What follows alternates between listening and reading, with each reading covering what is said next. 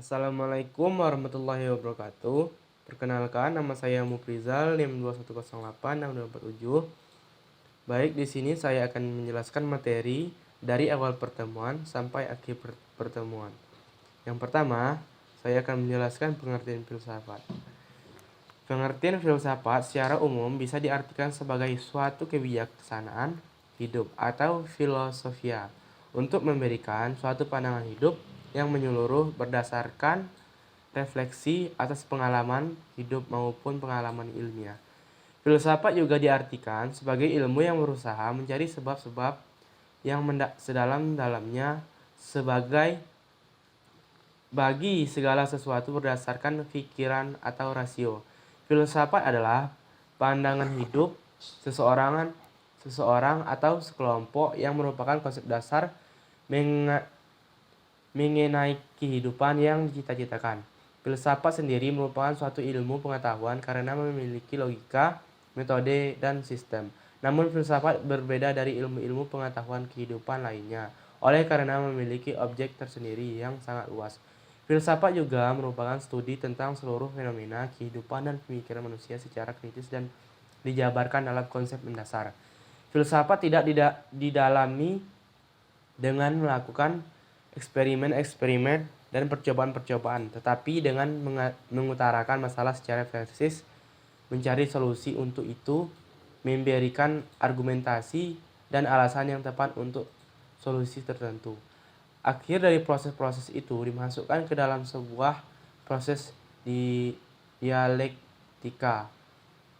Untuk studi falsafi harus dan mutlak diperlukan logika berpikir dan logika bahasa.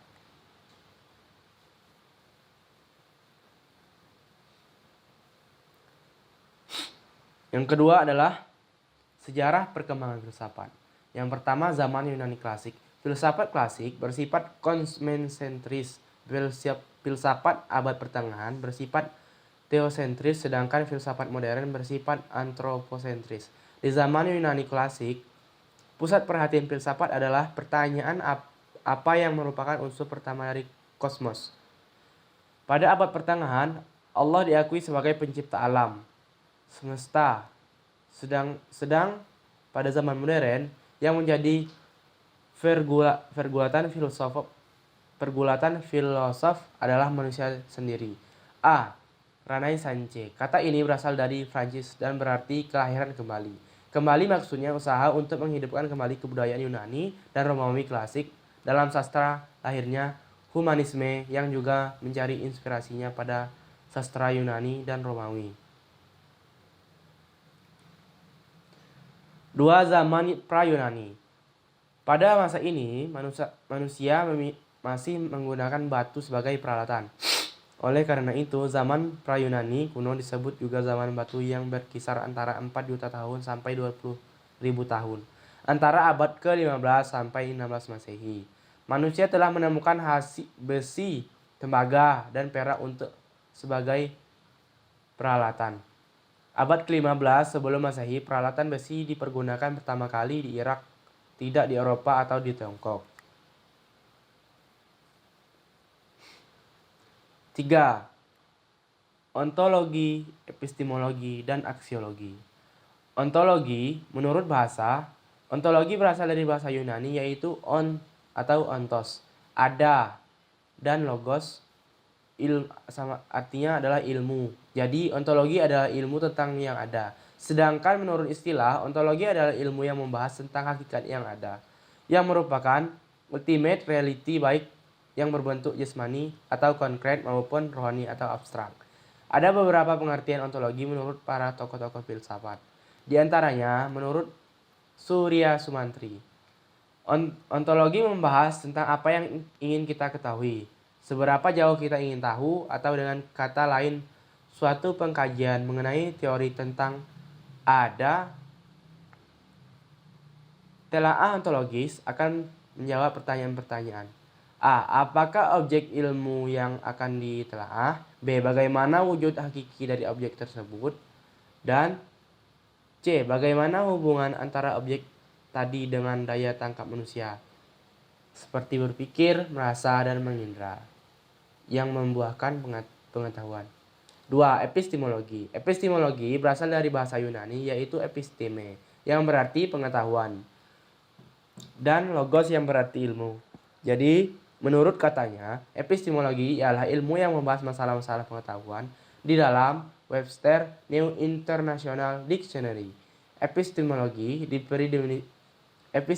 diberi definisi sebagai berikut. Epistemology is the theory or science, the method and grounds of knowledge, especially with reference to its limits and validity. Yang artinya, epistemologi adalah teori atau ilmu pengetahuan tentang metode dan dasar-dasar pengetahuan khusus yang berhubungan dengan batas-batas pengetahuan dan validitas atau sah berlakunya pengetahuan itu.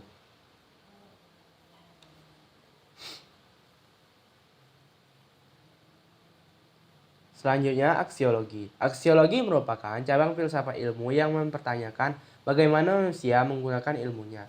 Aksiologi adalah istilah yang berasal dari kata Yunani yaitu axios, yang berarti sesuai atau wajar. Sedangkan logos yang berarti ilmu, aksiologi dipahami sebagai teori nilai. Jujun S. Surya Sumantri mengartikan aksiologi sebagai teori nilai yang berkaitan dengan kegunaan pengetahuan yang diperoleh. Menurut John Sinclair, dalam lingkup kajian filsafat, nilai merujuk pada pemikiran atau suatu sistem seperti politik, sosial, dan agama. Yang keempat adalah, materi yang keempat adalah aliran-aliran filsafat. 1. Aliran rasionalisme. Dalam pembahasan tentang suatu teori pengetahuan, maka rasionalisme menempati sebuah tempat yang sangat penting. Paham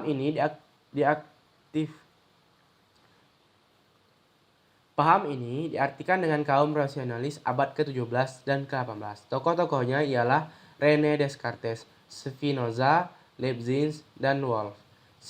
Meskipun pada hakikatnya akar pemikiran mereka dapat ditemukan pada pemikiran para filsuf klasik, misalnya Plato, Aristoteles, dan lainnya. Paham ini beranggapan ada prinsip-prinsip dasar dunia tertentu yang diakui benar rasio manusia. Dari prinsip-prinsip diperoleh pengetahuan deduksi yang ketat tentang dunia. 2. Aliran empirisme. Secara epistemologi, istilah empirisme berasal dari kata Yunani yaitu empire yang artinya pengalaman. Tokoh-tokohnya yaitu Thomas Hobbes, John Locke, Berkeley, dan yang terpenting adalah David Hume.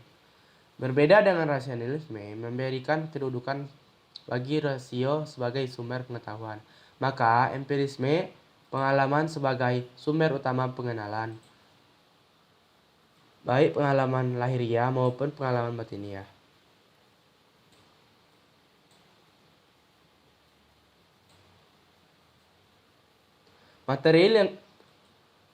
Materi yang kelima adalah konsep jiwa dan raga. Kesatuan jiwa dan raga, olahraga merupakan masalah fisik saja yang berhubungan dengan gerakan-gerakan anggota tubuh, otot, dan tulang.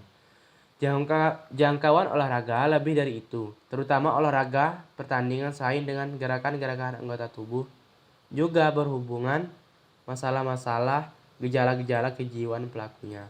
Manusia adalah kesatuan jiwa raga suatu psychomatic unity yang satu dengan yang lainnya, saling mempengaruhi pada saat berolahraga, terutama olahraga pertandingan. Seorang atlet yang melakukan gerakan-gerakan fisik tidak mungkin dapat menghindari diri dari pengaruh-pengaruh mental emosional yang timbul dalam berolahraga. Tubuh manusia. Manusia adalah tubuh sekaligus jiwa. 1. Tanpa jiwa ialah bukan manusia, melainkan hanya mesin biologis. Tanpa tubuh, manusia juga tidak menjadi manusia, karena ia hanya entitas imaterial yang mengambang tanpa basis empiris. Dengan demikian, tubuh merupakan aspek penting bagi manusia, baik secara biologis, karena tubuh menunjang kehidupan manusia, maupun secara filosofis, yakni sebagai medium untuk menyentuh dunia dan merealisasikan dirinya tersendiri.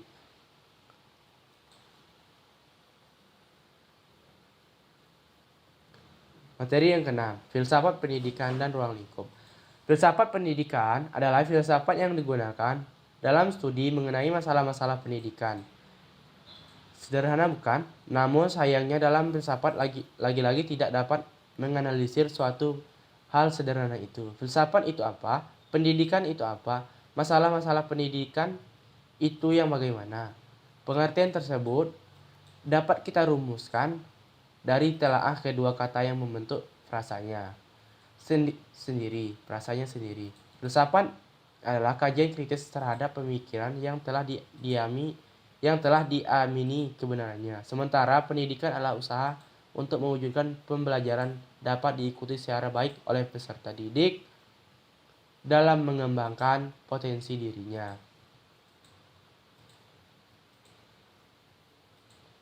Ruang lingkup. Adapun ruang lingkup filsafat adalah segala sesuatu lapangan pikiran manusia yang amat luas. Segala sesuatu yang mungkin ada dan benar atau nyata, baik material konkret maupun non-material abstrak atau tidak terlihat. Filsafat sebagai induk ilmu-ilmu lainnya, pengaruh masih terasa. Setelah filsafat ditinggalkan oleh ilmu-ilmu lainnya, ternyata filsafat tidak mati, hidup dengan corak tersendiri yakni sebagai ilmu yang memecahkan masalah yang tidak terpecahkan oleh ilmu-ilmu khusus. Materi yang selanjutnya adalah materi yang 7, fly and game. Fly artinya bermain. Bermain merupakan suatu perbuatan atau kegiatan sukarela yang dilakukan dalam batas-batas ruang dan waktu yang tertentu sudah ditetapkan menurut aturan yang telah diterima secara sukarela, tetapi mengingat sepenuhnya dengan tujuan dalam dirinya, disertai oleh perasaan tegang dan gembira dan kesadaran lain daripada kehidupan sehari-hari. Menurut Johann Huizinga, lain daripada kehidupan sehari-hari. Bermain merupakan suatu perbuatan atau kegiatan sukarela yang dilakukan dalam batas-batas ruang dan waktu tertentu yang sudah ditetapkan. Selanjutnya adalah games. Mungkin kalian tidak asing dengan istilah game. Bahkan semua kalangan anak kecil hingga orang tua mengenali istilah ini. Saat ini sudah banyak sekali game yang sudah beredar luas di sana. Akan tetapi sebenarnya arti dari kata game dan apa jenisnya, berikut akan kami jelaskan mengenai pengertian dan jenis game. Pengertian game dalam Kamus Bahasa Indonesia, game diartikan permainan. Permainan adalah bagian dari bermain, dan bermain juga bagian dari permainan. Keduanya ini saling berhubungan. Permainan merupakan kegiatan kompleks yang di dalamnya terdapat peraturan, fly dan budaya. Sebuah permainan ialah sebuah sistem di mana pemain terlibat dalam konflik buatan. Di sini pemain berinteraksi dengan sistem konflik dalam permainan ialah rekayasa atau buatan. Dalam permainan terdapat peraturan yang bertujuan untuk membatasi perilaku pemain dan menentukan permainan. Materi yang ke-8 adalah play, game, and sport. Sport adalah jenis kegiatan yang sangat populer di dunia, termasuk Indonesia. Selain menyehatkan tubuh, olahraga juga menjadi sarana meraih prestasi. Mengutip dari kompas.com, olahraga berbeda dengan aktivitas fisik biasa. Aktivitas fisik merujuk kepada gerakan membutuhkan kontraksi otot. Kegiatan sehari-hari seperti naik tangga, berkebun, dan membereskan rumah adalah contoh dari aktivitas fisik. Sementara itu, olahraga adalah bentuk khusus dari aktivitas fisik yang terencana dan sengaja dilakukan untuk menyehatkan badan. Contoh kegiatan olahraga adalah senam, renang, bersepeda, dan sebagainya.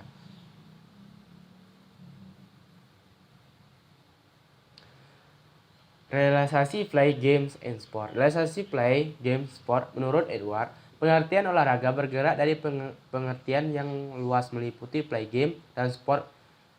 Play mempunyai karakteristik 1. Bebas, sukarela, dan tanpa paksaan dalam berpartisipasi. 2. Aktivitas bermain berpisah dari pembatasan ruang dan waktu. 3. Hasil dari aktivitas bermain adalah sesuatu yang tidak diketahui direncanakan sebelumnya.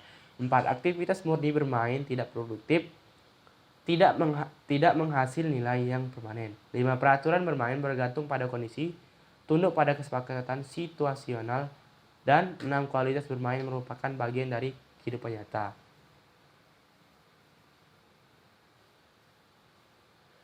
Materi yang kesembilan adalah dualisme. Dualisme adalah konsep filsafat yang menyatakan ada dua substansi. Dalam pandangan tentang hubungan antara jiwa dan raga, dualisme mengklaim bahwa fenomena mental adalah entitas non-fisik. Satu gagasan tentang dualisme jiwa dan raga berasal setidaknya zaman Plato dan Aristoteles, berhubungan dengan spekulasi tentang eksistensi jiwa yang terkait dengan kecerdasan kebijaksanaan. Plato dan Aristoteles berpendapat dengan alasan berbeda bahwa kecerdasan seseorang bagian dari budi atau jiwa, tidak bisa didefinisikan atau dijelaskan dengan fisik. Versi dari dualisme yang dikenal secara umum diterapkan oleh René Descartes tahun 1641 yang berpendapat bahwa budi adalah substansi non fisik. Descartes adalah yang pertama kali mendefinisikan dengan jelas budi dengan kesadaran dan membedakannya dengan otak sebagai tempat kecerdasan. Dualisme dalam olahraga. Dua dari pandangan kuno dari pertanyaan ini telah diubah sebagai filosofi plastik atau dualisme. Muncul dalam ajaran Pythagorean tentang perpindahan jiwa dan kebendaan. Hadir seperti posisi falsafah sebagai atomisme. Demokritus, penganut paham Pythagoras, berpegangan pada itikat keagamaan bahwa jiwa saat kematian, perpindahan jiwa semata dari jasad mereka tempati menjadi tubuh yang lainnya. Yang 10, estetika dalam olahraga. Etika secara etimologis, kata etik berasal dari kata Yunani, yaitu etika yang berarti ilmu tentang moral atau karakter. Studi tentang etika itu secara khas berhubungan dengan prinsip kewajiban manusia atau studi tentang semua kualitas mental dan moral yang membedakan seorang atau suku bangsa. Istilah etika dipakai dalam dua macam arti, yaitu satu, etika dimasukkan sebagai suatu kumpulan pengetahuan mengenai penilaian terhadap perbuatan-perbuatan manusia. Makna kedua dalam hal filsafat, etika merupakan predikat yang dipakai untuk membedakan hal-hal perbuatan atau manusia tertentu dengan hal-hal perbuatan atau manusia yang lain. Selanjutnya fair play. Fair play adalah kebesaran hati terhadap lawan, menimbulkan perhubungan manusiaan yang akrab dan mesra. Fair play merupakan kesadaran yang selalu melekat bahwa lawan bertanding adalah kawan bertanding yang diikat oleh persaudaraan olahraga. Jadi fair play merupakan sikap mental yang menunjukkan martabat kesatria pada olahraga. Doping. Ditinjau dari aspek etika, doping adalah penggunaan obat secara ilegal untuk meningkatkan prestasi atlet. Banyak tilikan mengenai doping ini. Seseorang dapat mengenalnya dari aspek dermatologi atau psikologis, pedagogis. Kesemuaan tilikan ini penting. Namun yang lebih penting adalah pemahaman dari perspektif etika. Salah satu penggunaan obat terlarang dalam olahraga adalah merosotnya kepercayaan terhadap hasil yang dicapai dalam suatu kompetisi. Pemeliharaan kepercayaan ini sangatlah mahal dan penting maknanya. Kepercayaan ini bukan persoalan emosi, tetapi kelangsungan fungsi yang menjadi dasar bagi percayaan yang mendalam. Di balik persoalan itu terdapat asumsi percaya bahwa terdapat satu peluang yang sama bagi semua orang untuk berprestasi. Baiklah, hanya itu materi yang dapat saya sampaikan. Kurang lebihnya saya mohon maaf. Saya akhiri, wabillahi taufiq wal hidayah. Wassalamualaikum warahmatullahi wabarakatuh.